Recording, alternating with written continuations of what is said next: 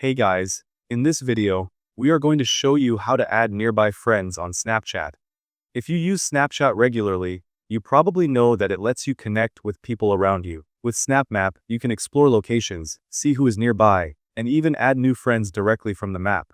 First, open the Snapchat app on your mobile device. If you are not already signed in, log in or create an account. Once you are in, tap on your profile icon in the top left corner of the screen. This will take you to your main account page. From here, scroll down until you see the option for Snap Map and tap on it. When the map opens, you will see different profiles scattered across various locations. To make sure everything works correctly, enable location services on your phone. This allows Snapchat to show your exact location and also lets you view others nearby. You can zoom in and out on the map to explore different areas.